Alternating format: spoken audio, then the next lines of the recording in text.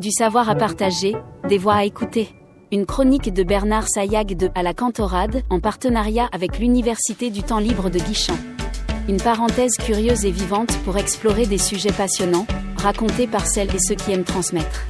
Voilà, bonjour à toutes et à tous. Les conférences de l'UTL, nous avons souvent l'occasion d'inviter un des conférenciers et aujourd'hui, il s'agit de monsieur Frédéric Malégol. Frédéric Malégol, bonjour. Bonjour monsieur, bonjour à tout l'UTL de Guichen. Voilà, et les auditeurs et les auditrices de Radio Laser. On a Jean-Claude qui est le président de l'UTL qui est là. Bonjour Jean-Claude. Bonjour à tous. Et Blandine, administratrice du conseil de l'UTL, qui est aussi présente. Et donc, on commence simplement par une petite introduction, comme de coutume, à savoir que c'est un sujet passionnant, celui que vous avez traité. La liberté d'expression, on est dans l'esprit des Lumières, et le titre de votre conférence était Liberté d'expression de Voltaire au XXIe siècle. Rappelons-nous qu'en 1763, dans son traité La Tolérance, Voltaire a écrit un certain nombre de choses. On retient très souvent qu'il disait « je ne suis pas d'accord », oui, qu'il écrivait plutôt « je ne suis pas d'accord avec vous, ce que vous dites, mais je me battrai jusqu'à la mort pour que vous ayez le droit de le dire ». Et donc, comment donc cette notion de liberté d'expression a évolué et qu'en reste-t-il aujourd'hui ? Nous allons en parler donc avec Frédéric Malégol. Avant de commencer cela, on aime bien faire une petite présentation de notre invité et surtout essayer de comprendre le ou les déclics inducteurs de vos choix ensuite pour la suite. On rappelle que monsieur Frédéric Malégol est agrégé d'histoire et conférencier très souvent dans le cadre de l'UTL. Il est souvent accueilli ici à l'UTL de Guichen. Alors, comment les choses ont commencé pour vous, Frédéric Malégol ? À l'école, vous étiez déjà attiré par l'histoire ou les lettres ? Ah oui, j'ai toujours été un grand amateur d'humanisme et d'histoire, donc c'est presque inévitable que je sois devenu professeur d'histoire, puis maintenant conférencier, puisque ça fait une dizaine d'années en effet que je me retrouve surtout en Bretagne et à Paris pour évoquer des thèmes qui me sont chers, dont en effet la défense des droits de l'homme, qui est quand même une des valeurs cardinales, je pense, de la République française. Donc pour moi, c'était évident un jour ou l'autre que j'allais traiter ce thème de la liberté d'expression. Et c'est intéressant d'ailleurs de voir comment en 10 ans, ce thème a un peu évolué, puisque au départ c'était la liberté d'expression de Voltaire à Charlie Hebdo. Actuellement c'est la liberté d'expression de Voltaire aux réseaux sociaux. Et en fait on va prolonger maintenant avec la liberté d'expression de Voltaire à l'intelligence artificielle. Eh oui, c'est ça qui est extraordinaire. On en parlera, bien sûr, on va en parler.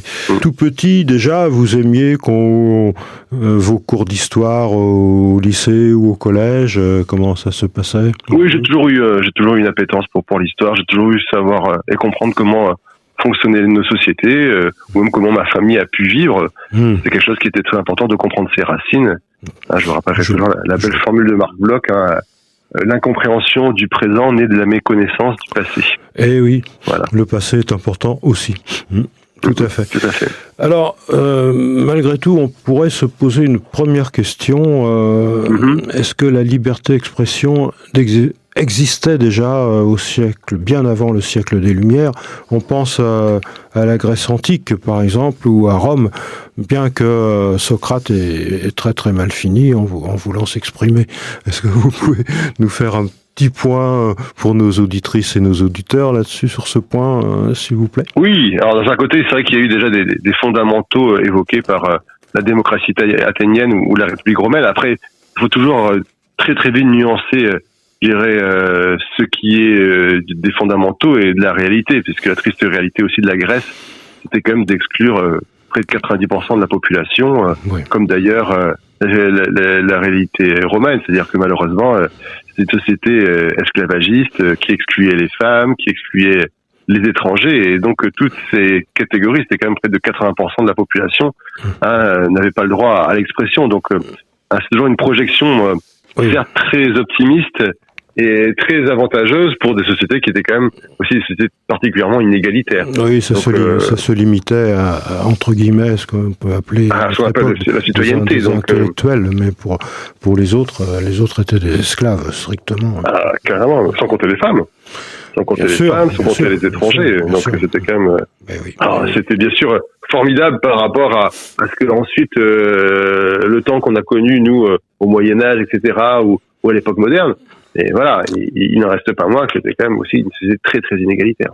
Au Moyen Âge, c'était au moins pire, non? Oui. Je pense qu'au Moyen Âge, la liberté d'expression ne pouvait pas exister à cause donc justement des atteintes à l'ordre public, à l'autorité royale et surtout à la religion. La religion très importante. Était fondatrice donc de toute une série d'entraves concernant donc tout à fait. Et donc en quelque sorte, l'étincelle s'est produite au siècle des Lumières avec Voltaire. Qu'est-ce qui a induit quelque part chez Voltaire l'écriture du traité de la tolérance, la publication de Candide ou son dictionnaire philosophique? Il y a eu des éléments de cette époque-là qui ont induit ces écrits. Sans doute. Après, je pense que ce qui a beaucoup joué aussi par rapport à Voltaire, c'est aussi le précédent anglais, puisque Voltaire en fait n'était pas du tout un démocrate. Il était pour une monarchie à l'anglaise, car je rappelle quand même qu'un siècle avant, déjà on a eu une révolution en Angleterre qui quand même limitait les pouvoirs du roi. D'ailleurs, je rappelle que le Royaume-Uni a été le premier pays à couper la tête de son roi, et que surtout donc on a eu ces premiers textes fondamentaux comme l'Habeas Corpus ou la Déclaration des droits, où on insufflait la possibilité d'avoir la possibilité d'être libre, de pouvoir avoir son opinion. Donc en fait, il y avait quelques exemples autour de nous qui révélaient l'aspect liberticide de notre ancien régime, que ce soit d'ailleurs même le Royaume-Uni ou par exemple aussi le cas particulier des Provinces-Unies.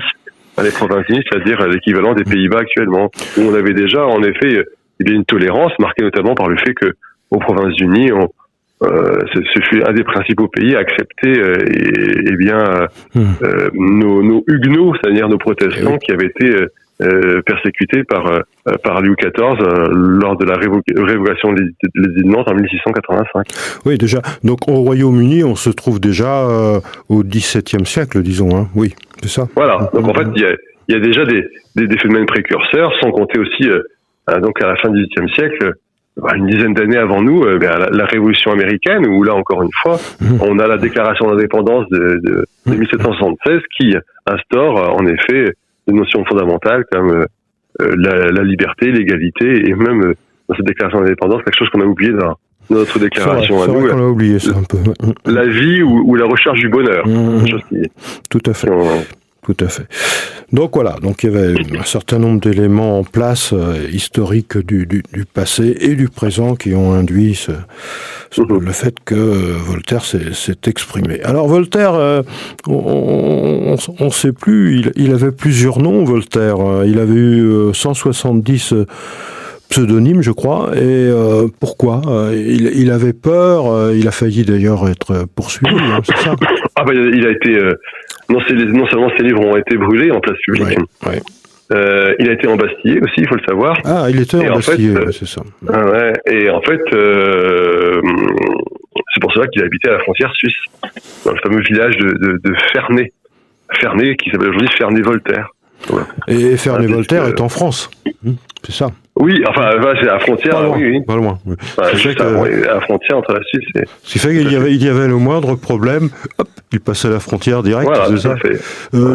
Jean-Claude veut peut-être dire quelque chose, non. Surtout, n'hésitez pas, Jean-Claude et Blandine, à intervenir.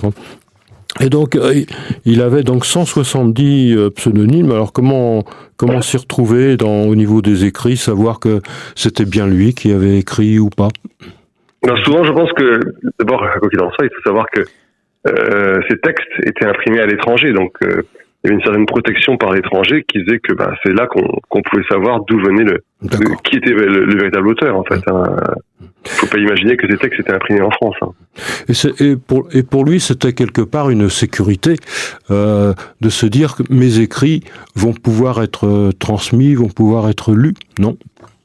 Sûrement, c'est très important. C'était la possibilité était de passer par l'étranger pour pouvoir en effet avoir la possibilité ensuite de qu'il soit diffusé, quoi. Même si encore une fois, il faut pas non plus imaginer une diffusion populaire, hein. Ça reste limité à un cercle de lettrés, de bourgeois, comme on disait, de nobles ou de clercs éclairés, hein. Donc c'était pas autre chose, hein. Faut pas imaginer une dimension populaire, hein. Soyons clairs. À cette époque-là, on parlait de blasphème facilement, comme on en parle aujourd'hui, ou pas ? Bien sûr. Oui, parce que évidemment, un des principaux ordres à entraver la liberté, c'était bien sûr la religion, hein, parce que une société complètement tenue par la religion, est aussi donc une société complètement liberticide. C'est à partir du moment où on instaure aussi la notion de laïcité, de sécularisation de la société, qu'on aboutit en effet donc à la possibilité de pouvoir s'exprimer librement. D'accord. Et là, la notion de blasphème sera réintroduite par la notion de crime de sacrilège au XIXe siècle, avant d'être définitivement abolie, on va dire, vers 1850. Dans la société française, on utilise le terme blasphème quand même, toujours, actuellement. Oui, mais normalement c'est une notion sacrée, et il faut savoir que la notion de blasphème n'existe plus en termes juridiques. En termes juridiques, c'est ça, exclusivement. Tout à fait. Ouais. Quand... On a le droit de blasphémer la religion en France. D'accord. Une question qui me vient à l'esprit comme ça, quand vous avez préparé votre cycle de conférences sur la liberté d'expression, avez-vous appris beaucoup de choses et levé des informations particulières ou pas ? Oui, incontestablement quand même. En plus, ça c'était aussi dans la logique de mon entrée dans ma carrière de conférencier. C'est les événements du 7 janvier 2015, hein, avec les attentats contre Charlie Hebdo. Parce que là, pour de bon, on est vraiment dans la logique de la liberté d'expression à la française, qui peut peut-être choquer certaines consciences, mais qui, j'irais, est protégée par la loi. Ça a été vraiment l'inducteur pour vous, les événements de Charlie Hebdo, les crimes de Charlie Hebdo. Pour la conférence. Après, pour votre conférence, il faut savoir que, évidemment, depuis toujours, ça m'avait pris dans mon cheminement intellectuel, fréquemment, j'avais eu, en effet, j'avais été en prise à cette réflexion, tout simplement parce que j'avais fait une maîtrise, comme on disait à l'époque, sur l'anticléricalisme à travers la presse brestoise. Donc, évidemment, il y avait déjà cette notion de religieuse. Et j'avais déjà été aussi particulièrement choqué par la fatwa en 1989 contre Salman Rushdie, et les versets sataniques. Les versets sataniques, oui, tout à fait. Où là, je te dis quand même, voilà. Et donc, j'ai toujours été en forte réflexion par rapport donc, au pouvoir religieux, qui bien sûr était comme je dirais, qui était de moins en moins un obstacle en France, puisque je vous rappelle quand même que pendant très longtemps, les pouvoirs religieux ont fait objet de censure sur la chanson populaire ou le cinéma jusqu'aux années 60-70. Ah oui, et qu'elle avait perdu... même Brassens, hein. Oui, voilà, parfois, tout à fait. Ouais. Non, les versets sataniques, je me rappelle bien. J'avais tout de suite acheté le livre, d'ailleurs, quand j'avais appris... En 1989. Ouais, c'était en 1989, c'est ça, tout à fait. Alors, vous avez consacré aussi une partie de votre conférence aux limites de la liberté d'expression. Que pouvez-vous en dire et nous le résumer, parce que finalement on ne peut quand même pas tout dire. Non, on peut pas tout dire parce que dès le départ, en fait, il y a des limites qui sont d'ailleurs fixées par l'article 11 de la Déclaration des droits de l'homme, qui dit en effet que la liberté consiste à pouvoir faire tout ce qui ne nuit pas à autrui, d'une part, et que notamment cette liberté elle est limitée par la loi. Et donc, c'est lorsqu'on abuse de cette loi que, donc, il y a des contraintes. Et la principale contrainte imposée notamment par la loi du 29 juillet 1881, c'est bien sûr une contrainte liée aux atteintes à la personne, c'est-à-dire la diffamation, l'injure, l'insulte, l'appel au meurtre, etc. Donc, parce que dans une société, et la liberté individuelle, elle est en effet donc fondamentale. On ne peut pas, en effet, donc atteindre à la liberté individuelle. C'est j'irais même le corollaire à la liberté d'expression, puisque intéressant de voir par exemple que dans l'article 11, dans l'article 10 de la Déclaration des droits de l'homme, on dit nul ne doit être inquiété pour ses opinions, même religieuses. Donc, c'est donc nécessaire d'avoir la possibilité d'être libre de conscience et de s'exprimer sans atteindre à autrui. Il y a un autre aspect aussi, peut-être plus en 2026, enfin actuellement en tout cas, c'est que la liberté de dire quelque chose ne veut pas dire que c'est la vérité qui est dite. Non, c'est ça, tout à fait. C'est-à-dire qu'en fait, aujourd'hui, il y a une sorte de dérive liée simplement à tous les nouveaux moyens de communication où en effet, la pratique des mensonges, des contre-vérités, de ce qu'on appelle les fake news, ou en français les infox, sont devenus quelque chose de récurrent. Tout ça au nom de ce que l'on appelle l'audimat, c'est-à-dire avoir le plus possible d'écoute, de visualisation Tout à fait. de chaînes télévisées ou autres.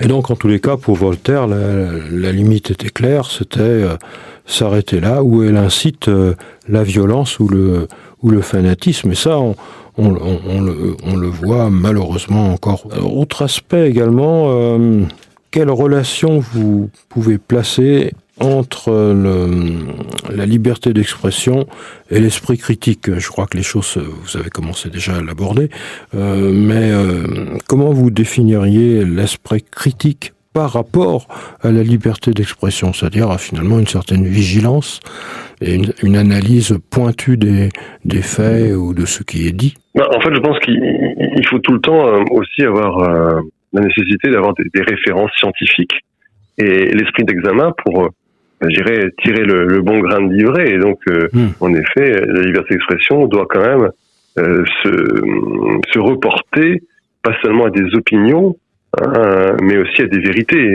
pour justement ne pas travestir la vérité.